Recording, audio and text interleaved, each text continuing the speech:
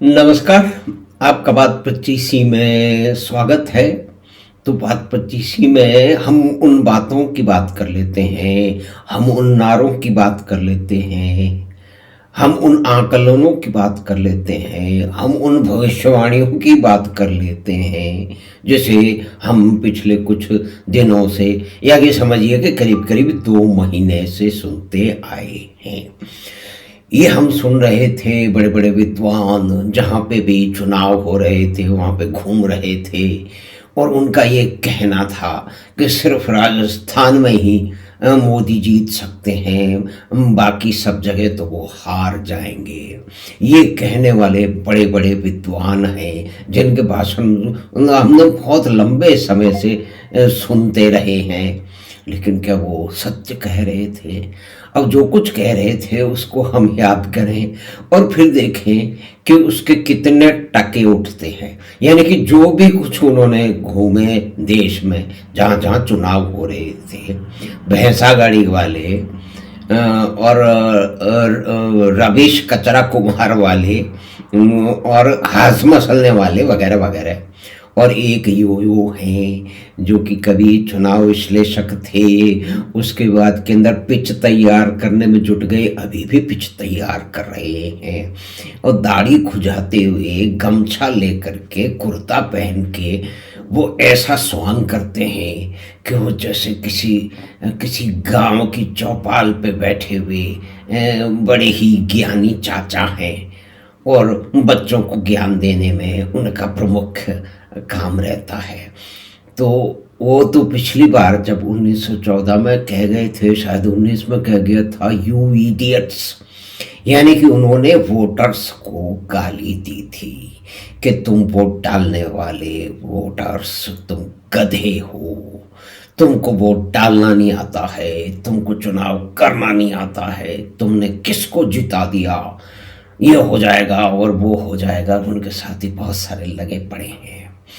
लेकिन अब बात ये है कि जो हम 3 महीने से, बाकी पुरानी बात छोड़ दीजिए, जितना ज्ञान हमें बांटा जा रहा था, हमें समझाया जा रहा था आपको और हमको, हम सामान्य बुद्धि वाले लोग हैं, उनको ये बड़े बड़े ज्ञानी समझा रहे थे, तो उसके बारे में अब ये सोचना पड़ेगा कि असत्य कहाँ तक झेला जाए, तथ्य कहाँ तक मुड़ने दिया जाए। ये सब हैं दरबारी भोंपू, कब तक और कहाँ तक इन दुष्टों को झेला जाए। यानी कि जो इनका प्रोपगंडा चल रहा था, प्रपंच चल रहा था, वो धराशायी हो चुका है।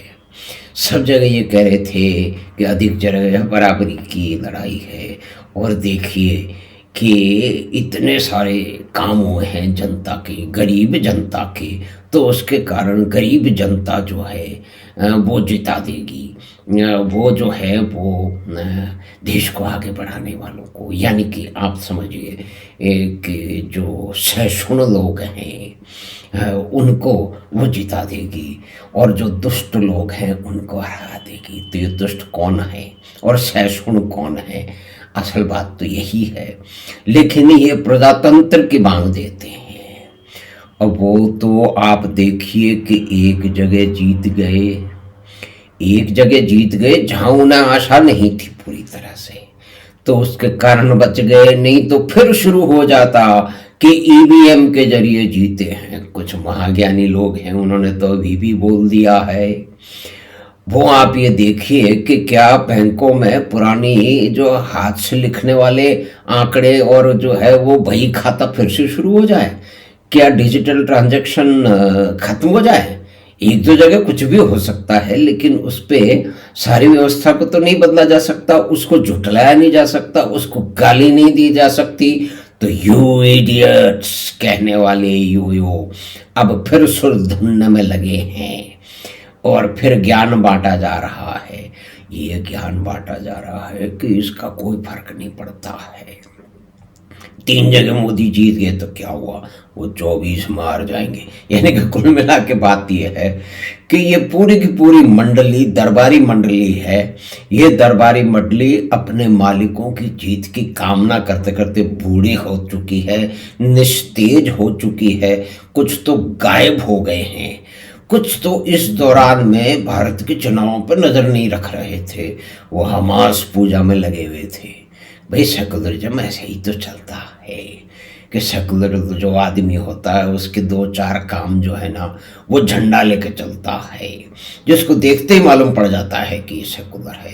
वो सबसे पहले इजराइल की भर्त्सना करता है और जो है वो हमास की पूजा करता है, और वो ये बताता है कि मोदी किस तरह से कब हार जाएंगे।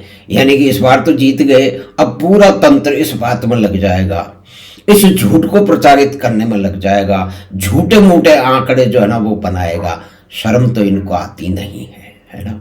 अब ये लग जाएगा कि इस मोदी की जीत का कोई मतलब नहीं है, वो तो अब 24 हारने वाले हैं। यानी कि कोई बात नहीं, हमारे मालिक लोग छोटी लड़ाई हार गए, बड़ी लड़ाई जीतेंगे। तो ये कितना सच है कितना झूठ है आप और हम सब जानते हैं। तो हमें आशा है कि ये छोटी सी समीक्षा जो पिछले दिनों आंकलन लगाए गए, अंदाजे बांटे गए, सीटें दी गई, हार जीत तय हो गई। और इसमें एक और बात है कि सीट हार गए तो क्या हुआ, हमारा वोट शेयर तो पक्का है, ज़्यादा है, तो वोट शेयर से तो जो है वो हार जीत तय नहीं हो रही है।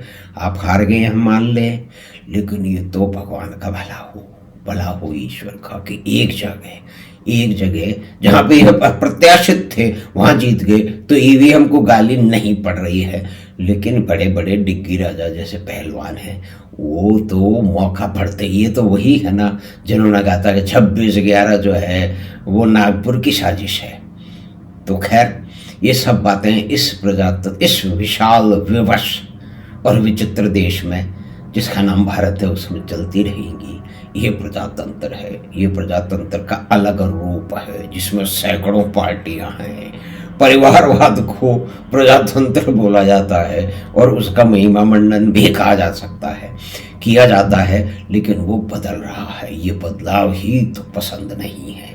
तो फिर से हम सोचें कि असत्य कहाँ तक झेला जाए, तथ्य कहाँ तक तोड़ने मोड़ने दिया जाए। हमें याद रहे कि यह सब दरबारी भांड, इनको कब तक झेला जाए। तो नमस्कार, धन्यवाद। हमें आशा है कि छोटी सी बातचीत जो कि अभी चुनाव के नतीजों पर आई वो आपको पसंद आई होगी। तो आप चैनल बात 25 को सब्सक्राइब करें और लिंक अपने परिवार और मित्रों के साथ साझा करें। हम आपसे फिर मिलेंगे बात 25 की अगली बात में।